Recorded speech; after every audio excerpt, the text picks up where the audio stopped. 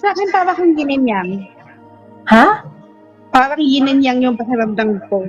Oh, may balancing of yin and yang energy. Oh, that's very good, ha? Kasi on the Very good yun. left side, I feel cold. Kasi may Okay. electric fan ako, so hinahangin ako, okay.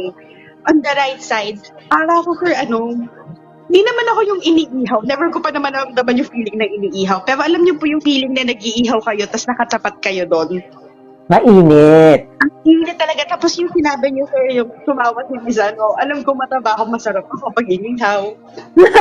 Oh, no, let's not go that way, ha? Let's not make jokes on ourselves na na may negative connotation, ha? We don't deserve that. Okay? Pero Ah? sir, yung part na sinabi niyo sa tenga, sa akin talaga yun. Sobrang init ng tenga ko kanina. Kasi may nasasense ako sa inyo sa tenga merong something, eh. Ikaw pala yun. Sobrang init niya. Nasabi ko, ano ba to? Tapos, Okay, no? Miss Lian kasi, di ba? Explain ko lang ng konti. Kaya sobrang init yun. Yun po yung purifying energy.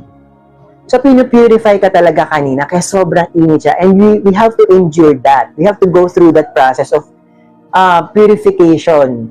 No? Kasi Yes. mainit, kasi kailangan i-dissolve yung mga negative energies, thoughts, and habits na meron tayo. Lahat naman tayo meron dapat talagang i-purify. No? Lahat Yes. tayo, no? No one is pure but God. So, we all have to go through several purification process and continuous purification process. No? Madaming purification kailangan natin. Kaya, yung energy healing oil is going to assist that. No? Para kahit natutulog ka, may nangyayaring purification sa katawan mo. Habang nagwo-work ka, di ba? May nangyayaring purification sa'yo, mas clear yung mind mo. Kaya pinrito na din talaga siya. No? Yun po. Sige, ano pa po, madam? yun sir, para talaga nga init.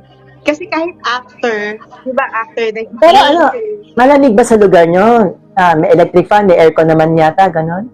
may electric fan ako sir, pero nakatapat sa akin. Pero yun nga po, So, mainit pa din. yung dito, malamig. Kasi parang feeling mo tinatamaan ka ng hangin, okay. Pag dito talaga sir, sobrang init. Para akong nandun sa may nag-iihaw. Yes. Mainit. So, Mainit po talaga.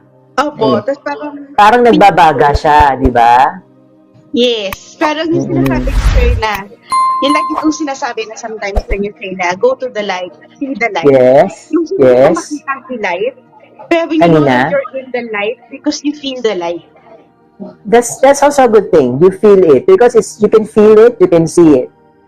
Opo. No? Parang feeling ko sir, di ba dati, when I was early on, I can see a lot of things. Parang it's so visionary. Ngayon, Yes.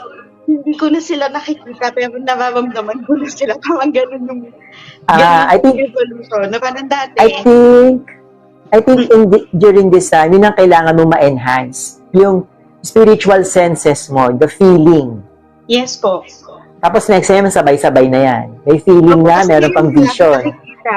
Pero yung, alam niyo po yung ramdam yun, yung sobrang init dito na, after na, so hinawakan ko yung tenga ko. Sabi ko, mainit ba yung tenga ko?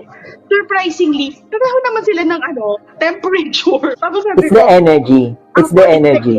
Kaya nung sinabi nyo na nakakaramdam kayo ng heat sa tenga nyo, yung sabi ko, this is so me. Ako to. So that's good, no? Nakarelate ako agad. Yun po. Pero So okay talaga naman, guys, sir. no, I really mentioned those things during the energy healing session kasi lalo ni mga bago po dito, baka ma-weirduhan ko, bakit ang init-init? Kasi meron dito umatid, pero binuksan pa niya yung mata niya, chinek niya yung likod niya kasi parang may nagbabagang apoy na raw sa likod niya. So I have to guide you guys para hindi kayo mawindang, hindi kayo mataranta, no? That is all part of the healing energy. No?